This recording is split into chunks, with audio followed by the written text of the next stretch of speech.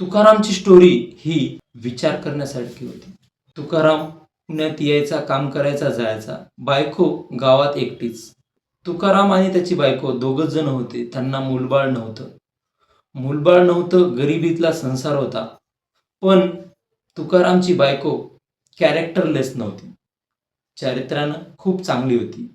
पण तिला गावातले लोक नाही नाही ते बोलत होते.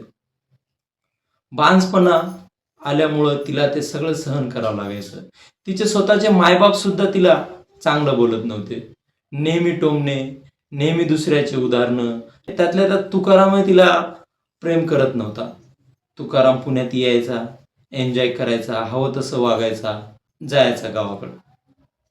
बिचारी ती लोकांच्या कामाला जायची, शेतामध्ये राब राब राबायची. तिला लोक नाहीत ते बोलायचे, पण ती सहन करायची, कारण ती गरीब होती, पण कॅरेक्टरलेस नव्हती. तुकारामची बायको श्रीमंत असली असती तर तिचं चरित्रहीनपणा, म्हणजे तिचं कॅरेक्टर जरी खराब असलं तरी दिसून आलं नसतं. पण ती गरीब असल्यामुळं तिला लोक नाही ते बोलायचे. म्हणून आयुष्यामध्ये पैसा खूप महत्त्वाचा.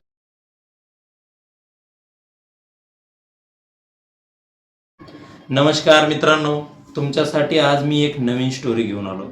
ऐकल्यावर तुमच्या पायाखालची जमीन सरकल्याशिवाय राहणार नाही. कारण ही स्टोरी ज्याने मला सांगितली त्याने फक्त अनुभवली नाही, ही स्टोरी स्वतः जगली.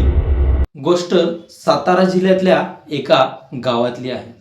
तुकाराम शहरात येऊन मस्त एन्जॉय करायचा आणि वापस जायचा. बिचारी त्याची बायको त्याची वाट बघायची. त्यावेळेला काय फोन नव्हते, काही नव्हते. तुकाराम जेव्हा आला तेव्हा तिच्यावर अत्याचार करायचा, तिला मारायचा. तुकारामच्या बायकोचं मन तुटलेलं होतं. शरीर तर असंही कमजोर झालं होतं, मार खाऊन खाऊन मनही तुटलं. तिला कोणीही समजून घेणारं उरलं नाही. रोज रानात जायची, घरी यायची, स्वयंपाक कधी करायला वाटला करायचा, नाही तर नाही. आणि एकटी असल्यामुळं स्वतःचा विचार कधी केला नाही. तुकाराम 2 दिवस राहायचा, अजून पुण्याला जायचा. त्याचं हेच कार्यक्रम चालू होता.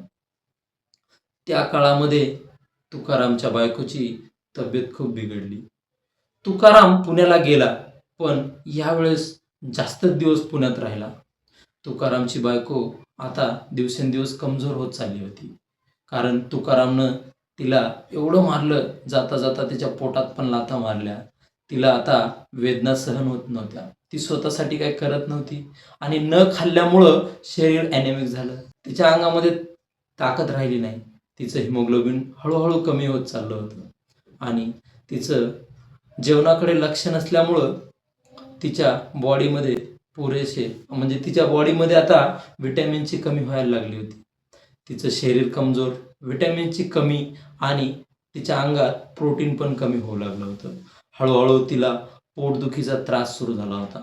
आणि ते काय की तुकारामची कंटिन्यू वाट बघू लागली होती. तिला वाटलं की आता तुकाराम येईल, ते आल्यावर दोघंजण खातील काहीतरी करून, किंवा प्रेमासाठी तुकारामची ती वाट बघत होती. कारण तिनं खरं प्रेम केलं होतं तुकारामवर. ती सारखं तुकारामचं नाव घेत होती, पण तुकाराम काही येत नव्हता. शेजारच्या लोकांना तर काही त्याच्याशी घेणं देणंच नव्हतं. यायचं, आपलं आपलं शेतात कामं करायचे, जायचं. कारण ती बांझबाई, तिच्याकडे कोणीच लक्ष देत नव्हतं. आणि ती एकटीच राहिल्यामुळं तिला एकटी राहण्याची सवय लागली. लोकांना पण सवय झाली की ती जाऊ दे, एकटीच राहते, तिचं ते करते, खाते. पण एकानेही लक्ष दिलं नाही की बिचारी जेवली का नाही, का काय प्रॉब्लेम आहे. तिच्या इवन मायबापानं सुद्धा लक्ष दिलं नाही. मायबाप तर म्हातारे होते, पण तिच्या भावानं पण तिच्याकडे लक्ष दिलं नाही. या अवस्थेमध्ये तुकारामची बायको खूप खूप व्याकुळ झाली होती, खूप अशक्त झाली होती.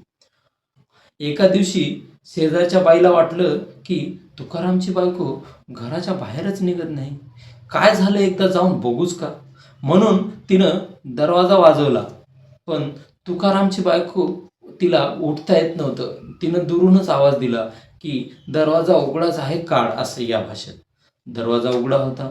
तिनं, शेजारच्या बाईनं दरवाजा ढकलला आणि तिला म्हणाली, शांता अगं काय अवस्था करून घेतली स्वतःची, तू जेवली नाहीस की काय?